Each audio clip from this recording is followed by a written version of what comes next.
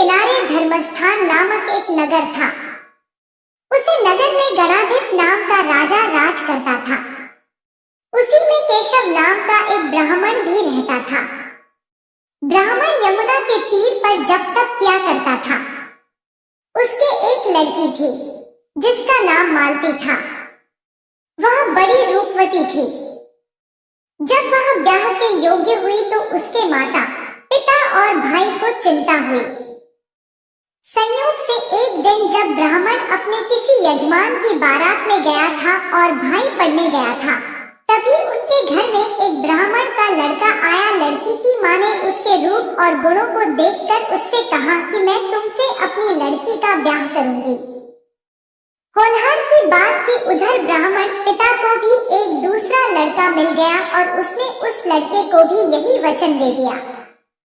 उधर ब्राह्मण का लड़का जहाँ पढ़ने गया था, वहाँ वह एक लड़के से यही वादा कर आया। कुछ समय बाद बाप बेटे घर में इकट्ठे हुए तो देखते क्या है कि वहाँ एक तीसरा लड़का और मौजूद है। दो उनके साथ आए थे। अब क्या हो? ब्राह्मण, उसका लड़का और ब्राह्मणी बड़े सोच में पड़े। दैवयोग से हुआ क्या कि लड़की को सांप ने काट लिया और वह मर गई। उसके बाद भाई और तीनों लड़कों ने बड़ी भागदौड़ की। जहर झाड़ने वालों को बुलाया पर कोई नतीजा न निकला। सब अपने अपने करके चले गए। दुखी होकर वे उस लड़की को श्मशान में ले गए और क्रियाकर्म कराए। तीनों लड़कों में से एक ने तो उसकी हड्डियां चुन ली और फकीर बनकर जंगल में चला गया। दूसरे ने राख की गठरी बांधी और वहीं झोपड़ी डालकर रहने लगा। तीसरा योगी होकर देश देश घूमने लगा। एक दिन की बात है, वह तीसरा लड़का घूमते घामते किसी नगर में पहुंचा और एक ब्राह्मणी के घर भोजन करने बैठा। जैसे ही उस घर की ब्राह्मणी भोजन परोसने आई कि उसके छोटे लड़के ने उसका आंचल पकड़ लिया। ब्राह्मणी से अपना आंचल छुड़ता नहीं था। ब्राह्मणी को बड़ा गुस्सा आया। उसने अपने लड़के को झिड़का, मारा पीटा, फिर भी वह न माना तो ब्राह्मणी ने उसे उठाकर जलते चूल्हे में पटक दिया। लड़का जलकर राख हो गया। ब्राह्मण बिना भोजन किए ही उठ खड़ा हुआ। घरवालों ने बहुतेरा कहा पर वह भोजन करने के लिए राजी न हुआ। उसने कहा, जिस घर में ऐसी राक्षसी हो उसमें मैं भोजन नहीं कर सकता। इतना सुनकर वह आदमी भीतर गया और संजीवनी विद्या की पोथी लाकर एक मंत्र पढ़ा। जलकर राख हो चुका लड़का फिर से जीवित हो गया।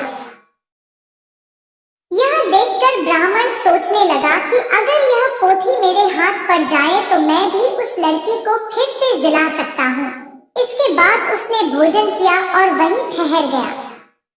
जब रात को सब खा पी कर सो गए तो वह ब्राह्मण चुपचाप वह पोथी लेकर चल दिया। जिस स्थान पर उस लड़की को जलाया गया था, वहां जाकर उसने देखा कि दूसरे लड़के वहां बैठे बातें कर रहे हैं। इस ब्राह्मण के यह कहने पर कि उसे संजीवनी विद्या की पोथी मिल गई है और वह मंत्र पढ़कर लड़की को जिला सकता है, उन दोनों ने हड्डियां और राख निकाली। ब्राह्मण ने जैसे ही मंत्र पढ़ा, वह लड़की जी उठी। अब तीनों उसके पीछे आपस में झगड़ने लगे। इतना कहकर बेताल बोला, राजा बताओ कि वह लड़की किसकी स्त्री होनी चाहिए। राजा ने जवाब दिया, जो वहां कुटिया बनाकर रहा उसकी। बेताल ने पूछा, क्यों? राजा बोला, जिसने हड्डियां रखी वह तो उसके बेटे के बराबर हुआ। जिसने विद्या सीखकर जीवन दान दिया वह बाप के बराबर हुआ। जो राख लेकर रमा रहा वही उसकी हकदार है। राजा का यह जवाब सुनकर बेताल फिर पेड़ पर जा लटका। राजा को फिर लौटना पड़ा और जब वह उसे लेकर चला तो बेताल ने तीसरी कहानी सुनाई।